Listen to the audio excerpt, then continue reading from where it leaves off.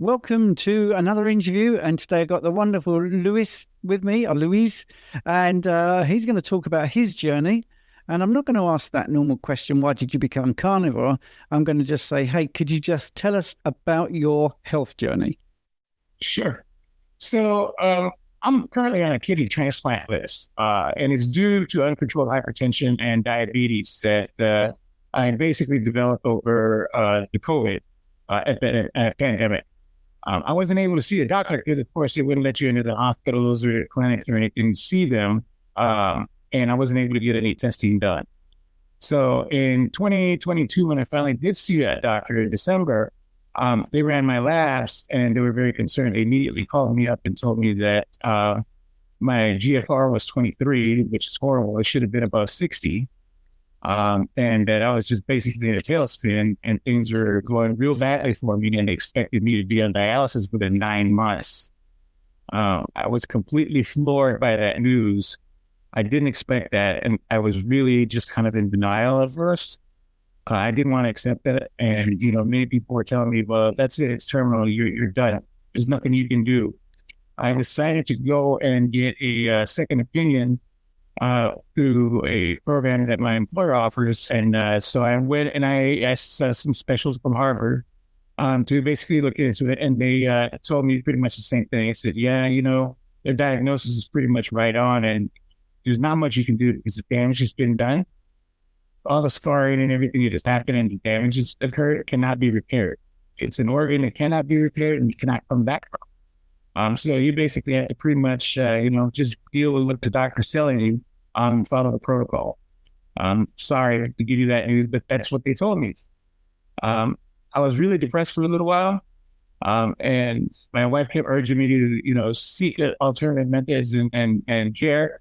So I started, taking a look at things like doing research and educating myself about the plant-based diets that they asked me to do, and then finally, going to and doing renal diets and things like that. And I was just getting progressively worse. Anytime I would taste anything with meat in it, it was like a very strong metallic taste in my mouth. It was horrible. I couldn't tolerate any kind of meat at all. I couldn't eat seafood. It was getting really bad and I wasn't losing weight, which was the worst thing. I was actually gaining more weight. So I decided to educate myself. And then I started taking a look into other things. And then I got sent to the local hospital system here that specializes in kidney transplants. And they ran me through the gamut of tests and everything. And they say, yeah, you're going to need a kidney transplant. We're going to recommend you for the kidney transplant list. And that was just shortly before my wife and I had a trip scheduled to go out to Italy, because I had been telling her about Italy all my entire life when I was there as a child. That I really enjoyed it, and it was so magical, and it was so peaceful there. So we decided to take that trip. We figured it might be my last hurrah, so she might as well enjoy it. So we did. We went. When we went there, I didn't think I was going to survive that trip. And the reason being is that I was so weak. I could barely carry my own luggage. I could barely, walk 10 feet. I would be so tired and lethargic. My thinking was cloudy. My judgment was completely off. At times, I was even starting to kind of lose my sight. It would darken in and out. And I knew I was in dire straits, but I told my wife, I said, we're going to Italy. No matter what it takes. If I die there, then so be it. But we went to Italy. On my way there, I remember praying, and I'm not a religious person by any stretch of the imagination. I used to be when I was small, I was young. But I prayed and I said, let me come to Italy and I will show my gratitude and my respects. I will come to Assisi and to the Vatican to do so. Just please, show me the way or give me some sort of sign that, there's a way out of this and then I'll be okay. So we went and, I really couldn't take any of my food with me because it's international, right? You couldn't bring fruits and vegetables and all that other kind of stuff. So I said, well, I'm just going to have to eat whatever they had to offer. But the thing that I didn't realize and I had completely forgotten about was that in Italy, everything is mostly farm to table. So it's not processed foods or anything like that, which is really wonderful because it's all seasonal and it's all fresh. And I was eating things like steak. Like in Florence, I had some of the best ribeye in the entire world. And oh my God, it was so tasty. And I thought to myself, you know what? This steak may kill me, but I'm going to enjoy it. I'm just going to enjoy it. And lo and behold, I was surprised that nothing happened. I mean, I still retained my energy. In fact, I got more energy from that. And I was out walking around on those cobblestone streets and everything because you have to walk everywhere, catch trains and things like that. That it forced me to get exercise. So it was a godsend to go on that trip. And then I started to realize that, you know, everything that we eat is basically is what's causing the issues for us. Because when I was in Italy, the whole time I was there for 10 days, I never felt sick. I mean, the first days when I arrived, I was. But after I was eating the farm-to-table food, everything else on the menus at the restaurants, it was wonderful. I couldn't believe what a big difference it made. It's like my life changed at total 180. So I was completely excited. We were coming back to the States, and I told my wife, I said, you know, this is an impetus for me to get my second win and go out there and find a way to resolve this thing. I've got to get a hold of this thing. We got to take charge of it, and I got to survive. So we got back, and the hospital system called me, and they said, you know, we have a recommendation for you that, you know, now that you're on a transplant list, that we want you to lose weight. And the best way that you're going to do that, because we know about your struggles. I was talking to the nutritionist there and the psychologist, and they told me, they said, you need to get bariatric surgery. That way, when you get a new kidney or a donor kidney, it will last longer for you. You'll get more mileage out of it, which I was totally on board with that. I understood. So I decided that, okay, I'm going to go ahead and follow up with this. I called my insurance company, and they basically told me that they did not cover the procedure. So again, I felt let down and like I was doomed once more. And then again, my wife picked me up and said, you know what, you need to continue on, keep fighting. We got to keep asking questions. So I decided to call our healthcare advocate from my employer. And lo and behold, they told me, they said, well, your company pays for another insurance policy that you guys don't have to pay for and you're not even aware of, but they'll cover your bariatric surgery. And I was shocked to hear that, but it was true. They were paying for everything. I only had to pay my deductible. So fast forward to January of this year, I went and I got my bariatric surgery procedure done. When I got there, I knew I was in really bad shape because my GFR was 10.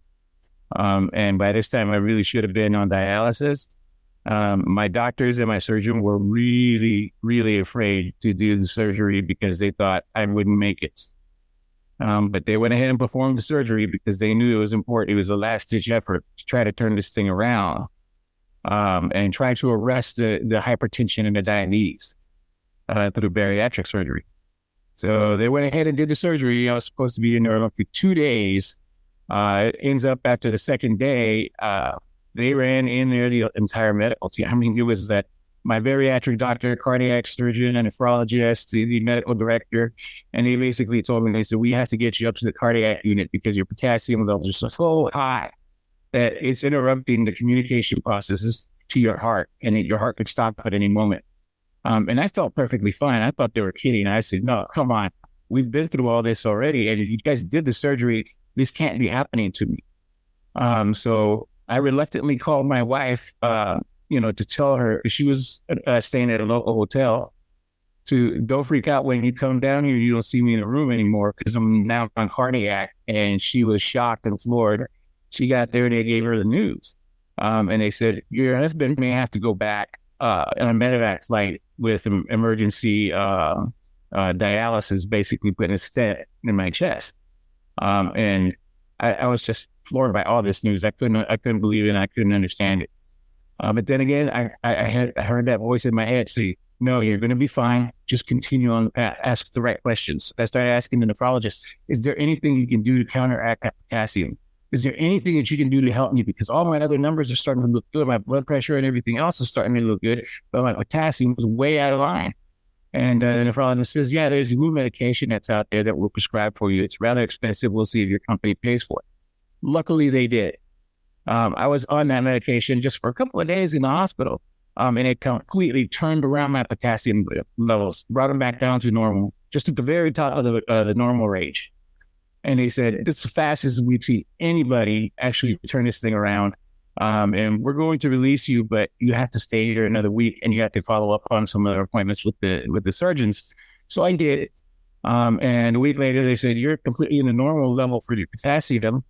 So we're going to go ahead and just clear you for travel so you can go back home. Because I had the procedure done in Monterey, California, and I live in Scottsdale. So we came back home and I followed everything to the T, all the diet, all the new medications. They cut all my old medications off and they gave me new medications, which was about a half of what I used to take before. And I started completely just losing weight. I started to feel better. I started getting energy. Before I would have to take naps 4 or 5 times a day because I was so exhausted. I couldn't even think clearly. I thought I was going to lose my job. But no, luckily I was able to survive through all that. So that's my story at Comeback. I'm really here to just tell people you have to take control of your life. And how I did that was, noticing that when I was in Italy, that was the first inkling that I got. Something's wrong with the food that we eat. And once I started digging into that, and it was all the farm to table, and I made that association. When we got back here, that's all I did. I told my wife, I said, no more processed foods, no more canned things or things, coming out that are packaged or anything like that. We were going to buy fresh, lean meat. I eat a lot of bison or buffalo now, chicken and fish. I never used to be able to eat seafood before because they said the potassium was too high. And now I eat it. I eat crab. I eat, lobster, all that. And I'm enjoying my life now.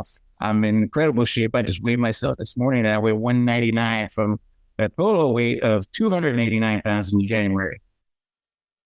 Wow.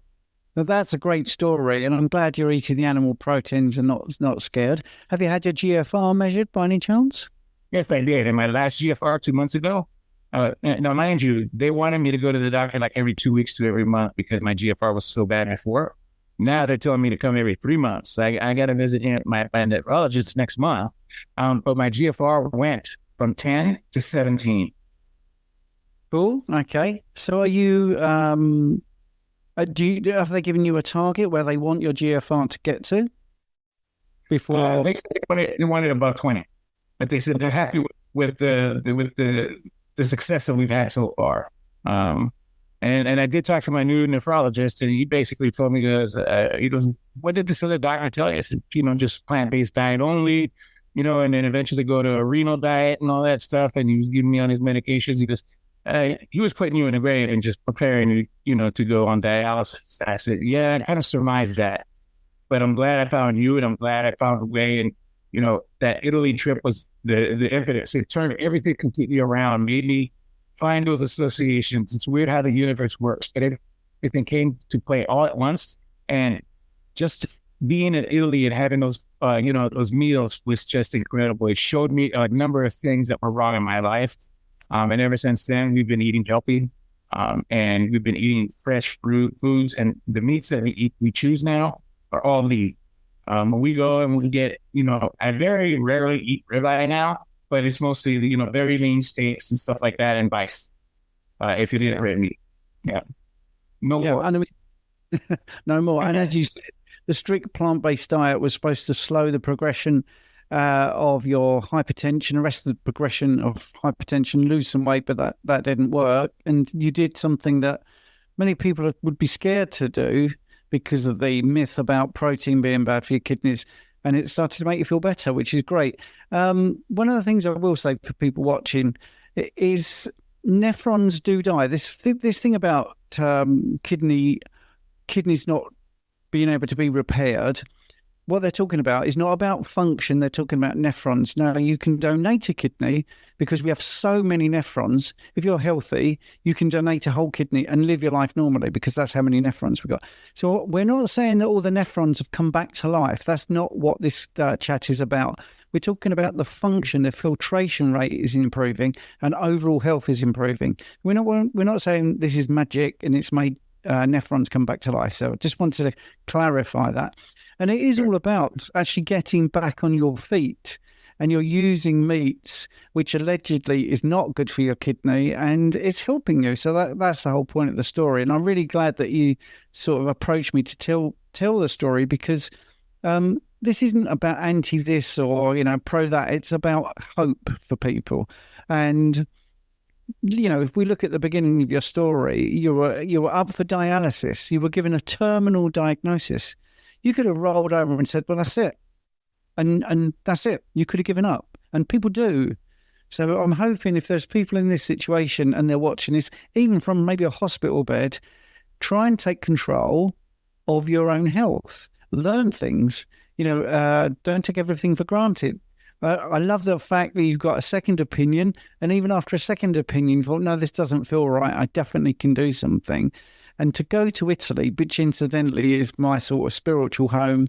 I did a tour of Italy. I worked in Italy. I love Italy. You're absolutely right. The food quality is amazing. And you've gone from this horrible tasting steak to this luscious, beautiful meat. So, it's life-changing, isn't it? It's fantastic. And you look really well. You really do look well. I totally feel like I'm living a miracle. I tell my doctor, my surgeon, my bariatric surgeon, I say, he saved my life. And he kind of chuckles all the time when I have a televisit with him. And he says, it's not over yet. And I said, no, but I should have died. And I didn't. And I'm here today, and I go walk on the treadmill a mile every morning, and then I lift weights. I don't bodybuild, but I'm lifting weights to get toned and get fat healthy and everything. And I feel stronger than ever before. I no longer take naps. My thinking is clear. If anything, it has brought so much clarity to me that one of the things that I wanted to impress upon people is that when you're that ill, don't let other people dictate to you what your future is going to be. What you need to do is take control of your life and make a determination that you will survive, and you're going to do anything that it takes. But the other thing is too, is taking personal responsibility, for everything that you eat, all your actions and inactions, mostly, right? And then being able and making sure that you have all your medical records and everything in order so that you share that with all your doctors. Here in the United States, they do share a lot of that information, but things get lost in translation, because I would go from the hospital system that's got me on a kidney transplant list to my new nephrologist, and he wouldn't be aware of some things. And same thing with my primary care physician, same with the bariatric surgeon. So I kept all my records and everything together, and I made sure I communicated with everybody exactly what was going on, pretty much on a daily basis. So in that way, I took control of it, and I kept them apprised of everything, so much so that the insurance company that took care of the bariatric, they took all that into account. And because they gave me an estimate before my surgery, and it was over $100,000. And that's way overpriced for bariatric surgery. And I wasn't computing that in my mind. I didn't understand why. Well, when the surgeons were there, and the medical director and the nephrologist and the cardiologist were all there, then I understood why the bill was so expensive, because they had an entire medical team waiting for me, just in case anything happened, and they were prepared. And that was just mainly because of what we gave them, all the information about my health. Yes. I mean, your GFR was 10. You were in a critical situation, and some people will comment that I shouldn't be condoning bariatric surgery, but that's missing the point completely and utterly. It's about taking control, doing the right thing at the right time with the circumstances. And, if that was the only way you were going to get a new kidney, I know that wasn't, what subsequently was needed. You're going to do it. You're going to do it because you were in that situation. So I suppose as a consumer, I mean, you've watched some of my videos. That's how we've met, which is really great. You probably know that people comment. So they're going to ask a question. And I'm going to ask you a question now, which might seem a mean one. Well, what do you think originally got you into the bad health in the first place? Well, the thing that got me into bad health in the first place was basically I work in IT. And from that, it's mostly a desk job. And then for many years, I was traveling back and forth from Tucson to Phoenix, and that's a very long drive, 127 miles each way. So on top of an 8 to 10 hour day, I was doing an additional 4 hours driving. So I would go home completely exhausted, just throw whatever I had in my mouth. I would stop for some fast food, throw it in my gut and everything and just go home and go to sleep and do it again all over, for the next day. Weekends were spent just barely trying to clean house and just take care of rudimentary things. And then it's right back to the chase.